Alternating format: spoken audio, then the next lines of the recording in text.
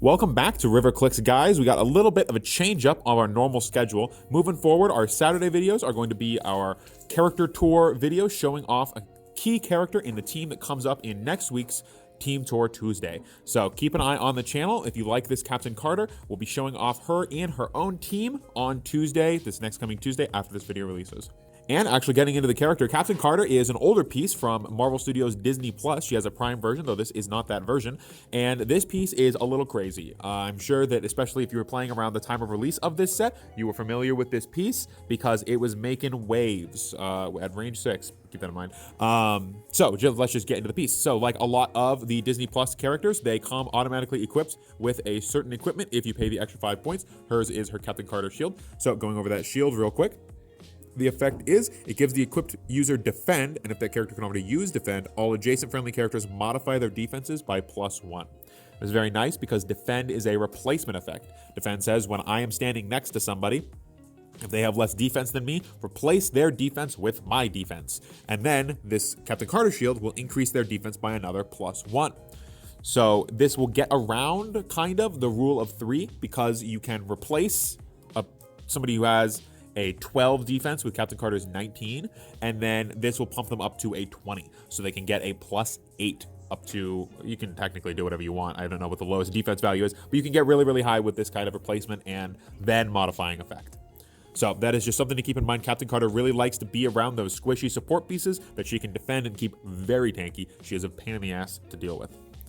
As we can see on her card, we've got that traded defend, and as a unique modifier, all non-adjacent friendly characters within range modify their defenses by +1. So she also has a range 6, so she also kind of extends her Carter shield 6 squares out. So when she's standing next to somebody, they get her defense of the 19, with the shield goes up to a 20. And when they're not adjacent to her and they're within range 6, they get a +1 defense. That's against range or melee attack, so defense just goes up 1, which is very nice. She's very defensive to protect those squishy pieces. While she's running into the field and kicking ass, she can still keep her friendlies defended at range, which is quite nice, because as we look at her special attack power, this is what she's known for. The Giant Reach 6 Quake. That is a lot of reach. Giant Reach 6 is 6 squares away from you on a radius. So technically, she can hit anything within 13 squares of her, within 13 squares of each other. It's a 13 to 13 square that she just smashes everybody for 2. Quake does affect allies, so you do have to keep that in mind when positioning her. But if you are able to just kind of send her flying into the field against your opponent's team, she can quake all of them, rocking their defenses, hitting them off those reducers, hitting them off those rollouts for your carries to follow up, while keeping your team nice and tanky with her either just straight up defend or the unique modifier there. Also, whenever Captain Carter knocks back an opposing character, she may choose the direction of the knockback, which is very key because Quake has knockback in it. So you can run over to your opponent, quake them from 6, and drag them 3 squares towards you, where the rest of your team can run up and murder the shit out of them.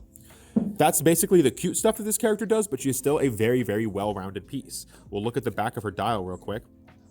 We can see that she has a 95-point line and a 55-point line. Both lines are pretty reasonable, I'm not going to lie. The 55-point line, you only get that Giant Reach Quake knockback synergy thing on her top click, and you have leadership only for the top click. But she's charging into melee at a range of 5 with that Quake 6. She has a reach of 11, basically. This is basically running shot when you factor in her range, right?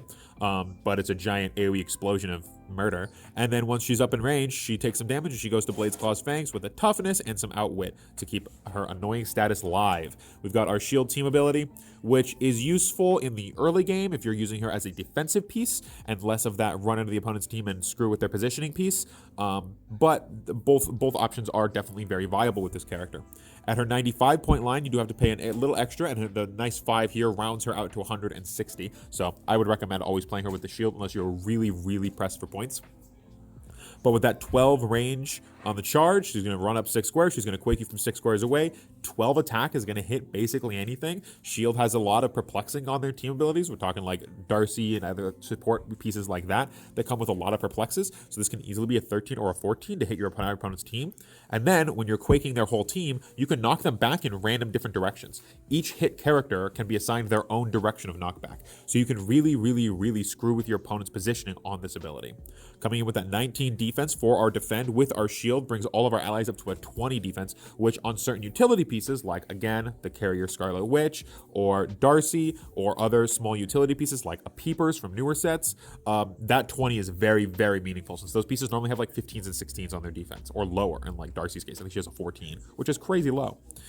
And we've got our 4 damage in case we do want to just actually do normal melee hits. We do have a Giant Reach 6. We do not have to be always quaking with that Giant Reach. It is just normal Giant Reach. It's her kind of like weirdly throwing the shield. I don't really know exactly the flavor on this, I'm not going to lie. Giant Reach 6 is a lot for like an airdrop bomb. I'm not going to lie. But if we want to just charge 6 squares and then punch somebody from 6 squares away to deal our 4 damage, we can do that. That is definitely a very viable option. A lot of her utility in the early game is going to be running at your opponent, quaking their whole team, moving them towards you and out of position from their protection or screwing with their lines of sight. And then the next couple turns following up to try and kill off some of those squishies while keeping our team nice and tanky with the Carter shield and her unique modifier. That's a lot of her playability. I like her, honestly, at both lines. It depends on what you're valuing more. If you're just going to use her Giant Reach Quake for a one-turn disruption, then playing her at her 55/60 point line is definitely very viable. But if you want her to be more of a center carry of your team, I don't feel bad playing her at her top dial at all. This is definitely one of the few figures in Heroclix that does not have like a technically a second dial, right? There's a lot of figures in this game where they have their full point line and then they have their like 20-point line, and their 20-point line is just so much better because you still get access to all the traits and all the cool stuff that everybody just runs them at that 20-point line. I'm looking at you, Venom Magneto. But this character is definitely splits that line very, very well. She's definitely has a place at each line depending on what you want her role to be on your team. I think that's a very good middle ground that WizKids has managed to hit. This character is awesome. I really like this character. I really like this figure in general. And if you too are jazzed about this figure as I am, then keep your eyes here on the channel. On Tuesday, we'll have a team showing off this character and her own team. Shout out to one of our YouTube commenters who suggested this piece and this team. We do read all of our YouTube comments, and we do take a lot of inspiration from you guys as well. Definitely coming up with one of our teams in the future. We could show off something that somebody pointed out to us that we think is a little broken and a little overlooked. So be sure to comment any teams or characters that you want us to take a look at, see if we can find some quirky shenanigans for them. Because listen, if anybody can find something, we'll be the ones to find it. So if you liked our video, if you like our channel, please give us a like and subscribe. Please give us comments down below for what you want to see from the channel. If you want to see any other characters or teams in the future, let us know. We'll see what we can do. And with that, we'll see you guys later. Peace.